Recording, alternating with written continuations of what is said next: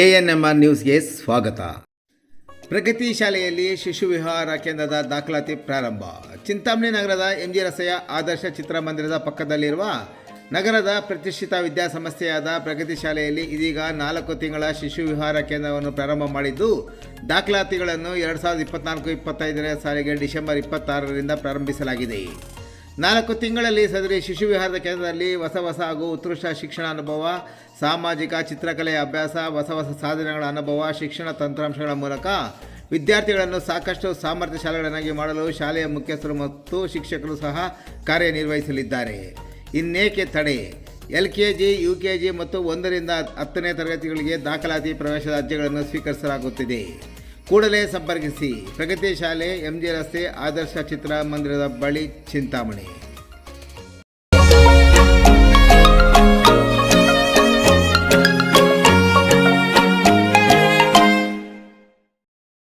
Plastic cover ಬಳಕೆ ಅಂಗಡಿ ಮಾಲೀಕರಿಗೆ ಎಚ್ಚರಿಕೆ ನೀಡಿದ ತಾಲೂಕು ಪಂಚಾಯಿತಿ ಕಾರ್ಯನಿರ್ವಹಣಾಧಿಕಾರಿ S. ಆನಂದ್. ಚಿಂತಾಮಣಿ ತಾಲೂಕಿನ ವಿವಿಧ ಗ್ರಾಮ ಪಂಚಾಯಿತಿ ವ್ಯಾಪ್ತಿಯ ಹಲವಾರು ಅಂಗಡಿ ಮಳಿಗೆಗಳ ಮೇಲೆ ಏಕಕಾಲದಲ್ಲಿ ಗ್ರಾಮ ಪಂಚಾಯಿತಿ ಅಧಿಕಾರಿಗಳ ತಂಡದೊಂದಿಗೆ ದಾಳಿ ಮಾಡಿಸಿದ ಕಾರ್ಯನಿರ್ವಾಹಕ ಅಧಿಕಾರಿಯಾದ S. ಆನಂದ್ ರವರು ನಿಷೇಧಿತ ಪ್ಲಾಸ್ಟಿಕ್ ಕವರ್ಗಳನ್ನು ವಶಪಡಿಸಿಕೊಂಡು ದಂಡ ವಿಧಿಸಿದ್ದಲ್ಲದೆ ಪುನಃ ಮಾರಾಟ ಮಾಡಿದರೆ ದಂಡ, ಅಂಗಡಿ ಪರವಾನಗಿ ರದ್ದು ಮತ್ತು ಕ್ರಿಮಿನಲ್ ಪ್ರಕರಣ ದಾಖಲು ಮಾಡುವುದಾಗಿ ಎಚ್ಚರಿಸಿದ ಘಟನೆ ನಡೆಯಿತು.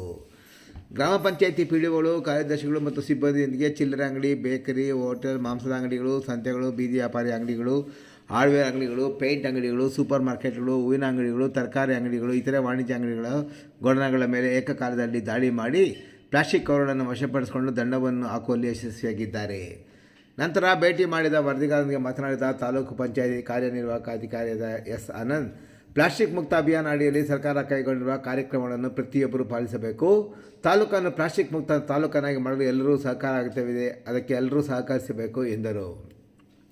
ಯಾವುದೇ ಕಾರಣಕ್ಕೂ ಕದ್ದು ಮುಚ್ಚಿ ಪ್ಲಾಸ್ಟಿಕ್ ಕವರ್, ಗ್ಲಾಸ್ ಹಾಗೂ ಇತರೆ ಪ್ಲಾಸ್ಟಿಕ್ ವಸ್ತುಗಳನ್ನು ಬಳಸುವುದಾಗಲಿ ಅಥವಾ ಮಾರಾಟ ಮಾಡುವುದಾಗಲಿ ಕಂಡು ಬಂದಲ್ಲಿ ಕಾನೂನಿನ ರೀತಿ ಕ್ರಮ ತೆಗೆದುಕೊಳ್ಳುವುದಾಗಿ ಅಂಗಡಿ ಮಾಲೀಕರಿಗೆ ಎಚ್ಚರಿಕೆ ನೀಡಿದರ ಜೊತೆಗೆ ಅಂಗಡಿಯ ಲೈಸೆನ್ಸನ್ನು ಸಹ ರದ್ದು ಮಾಡಿ ಪ್ರಕರಣ ದಾಖಲು ಮಾಡುವ ಬಗ್ಗೆ ಎಚ್ಚರಿಕೆ ಸಹ ನೀಡಿರುವುದಾಗಿ ಹೇಳಿದರು.